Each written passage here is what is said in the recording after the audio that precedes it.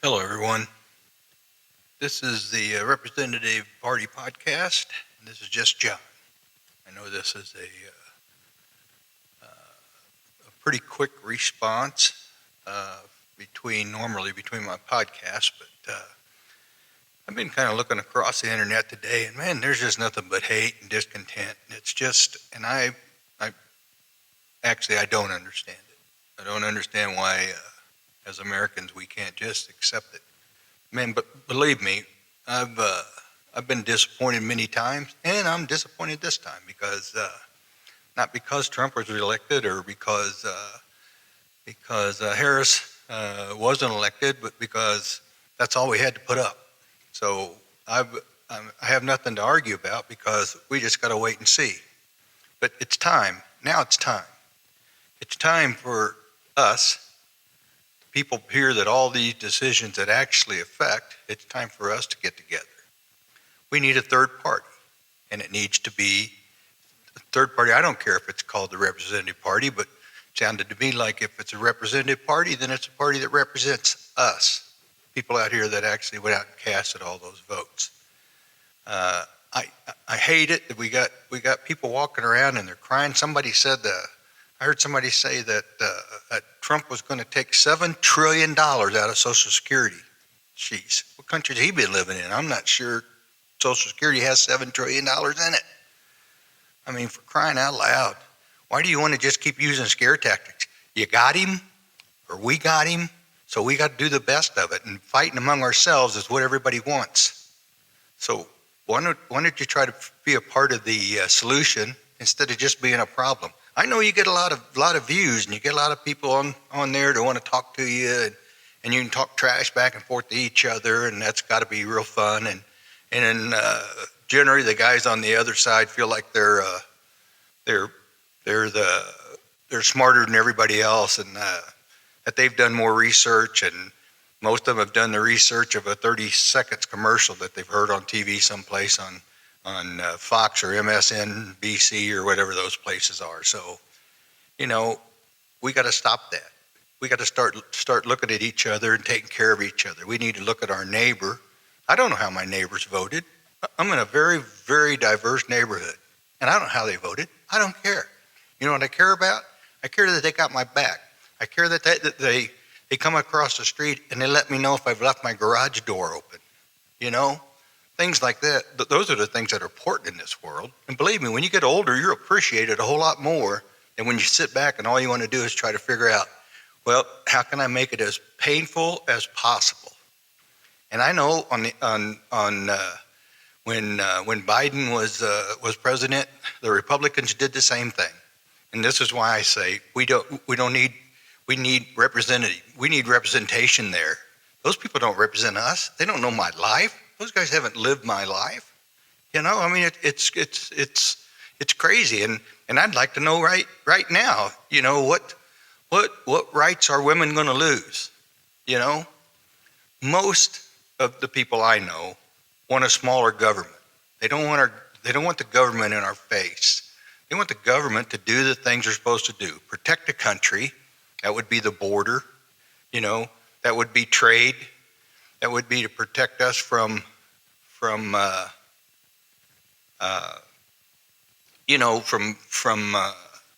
people charging low wages and then sending stuff in, making stuff with 9-year-olds. Let's say that's what one guy was saying, and he said, well, then we need to stop that. We need to make it ourselves, and if we have to pay a little more, we do. Because big business is not going to take the hit. They're not going to, jump back. As soon as we go to $15 an hour, that's probably what a freaking Happy Meal is going to cost us, $15. Okay, so this was a very left thing that passed in a very red state. So how do you go? So go figure that. And our new abortion law is one of the most liberal in the country. How do you see that's taking rights away from anybody? That gave it to the people that are right next door. It's my county, it's my state. I may not have voted the way, but I may have, because the ballot said something completely different than what was on the actual amendment. That won't happen to me again if I live long enough. And what gives me the right to tell people down in another county in a recreational area? What gives me the right to say we ought to put a casino down there? It's not going to affect me one bit. I don't like it. I won't go back down there. I like it. I still won't go back down there anymore than I go now. So it isn't going to do anything. But why would I have a say in what they build in their backyard? Why would any of us want that? I don't want them to come along and tell me that, I can't do some things. Some of these homeowners associations, do have those kind of rules. But you know that before you buy the property. So here it's just, if you're worried about the Supreme Court coming in and doing a complete nationwide ban, that's not going to happen. You can worry about it all you want. You can do all that, but that's not what the intent was. The intent was to give it to the states. Now, I know this is impossible, and people will jump back, and probably I may lose the actual two viewers I have, or not viewers, but the two listeners I have and stuff. But damn, that's part of getting old, because I lost my train of thought. But don't worry about it. So anyway, what I'm wanting to say is, stop fighting amongst ourselves. Try to figure out how to be the solution. Try to shake that hand of that ultra liberal. I still have some very, very close people that I love very much that are that just hate me, I guess, and it's because they don't understand. They obviously don't listen to this podcast, or they know that I'm not a yippee-ki-yay, I'm glad we got Trump in there. Honestly, I think he'll do better internationally, and he'll do better maybe in our own military and our own personal security here than what Harris would do. But I don't know about the other programs. I don't know about the social programs. I've been very fortunate that I've not had to use them, but I do know what it's like to have a wife and a child and be just an E2 in the military with no place to live. I do know what that's like. Now, I found a place to live. Wasn't the best place, but you know what? That's what you do. You do the best you can, and that's what we had to do. They didn't allow us to live on the base because you had to be a higher rank. That didn't make sense because it was the low-ranking guys. But back then, you weren't supposed to be young and married, but they were drafting those guys. So that's the gist of it. So anyway, so I do know what it's like, and I know what it's like to be on a fixed income, and I am concerned about some of the things that might happen. Whether prices will go up or down, I don't know. I'm hoping Trump steps up and he stands by the things that he said he would stand by, would do. I hope he does get our border secured, which I don't even see how that's even possible. I hope he gets the trade balances out right. I wish we'd start making our own chips or whatever those things are that we have to buy from somebody else, our medicines, those kind of things. If the pharmaceutical companies in this country weren't trying to screw everybody, we could have all the medicine we wanted.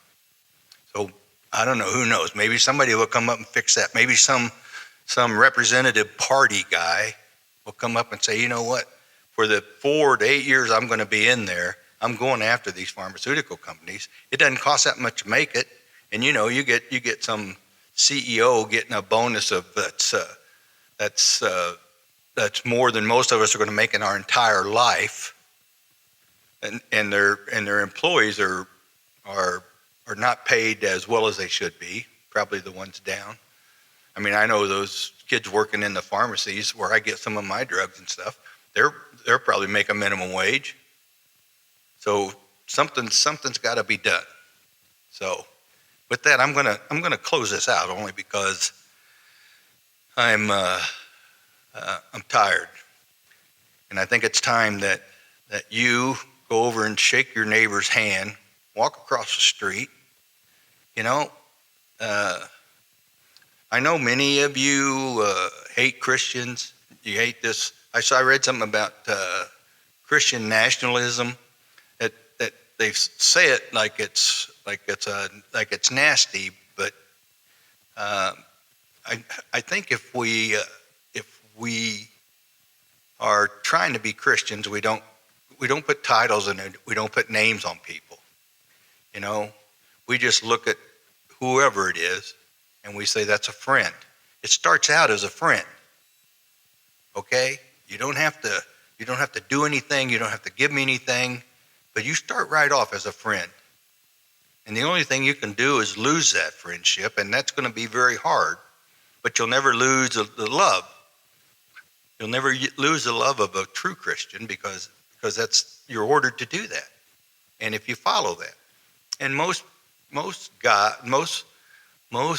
people who believe in any of the major, religions have someplace along the line that says that we should love one another. Some of them aren't quite that friendly, but you know what? We still love them. We're not gonna let them kill us and take our country, but that doesn't mean we can't love them. Hope God figures it out, helps us out. And that's what you got to do with this. You got to put all this in God's hands, as far as I'm concerned. Even if you're not religious, just say, you know what? I can't really do anything about it except my little pocket of people, and I can make sure that those people get along, and maybe that circle will spread like a ripple effect and just keep going on to the next person and to the next person.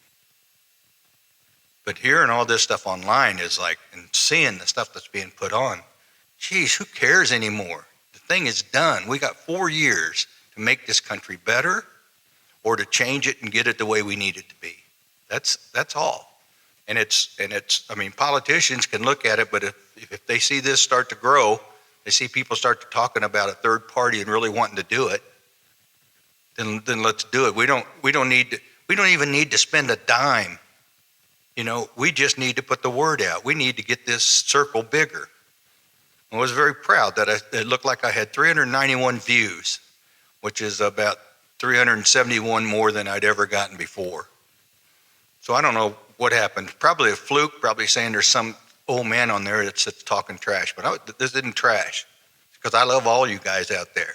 So I want you to just know it. So with that, look around, find somebody and put a smile on their face. Find somebody and say, hey, can I help? Don't look at it and say, oh, we'll wait for some Christian to come and do it. No. Can I help you? No, we'll wait for the government. No. Can I help you? And maybe that's how we ought to try to do it. And with that, the only thing I got left to say is, for God's sake, love one another. This is just John, and I'll see you next time.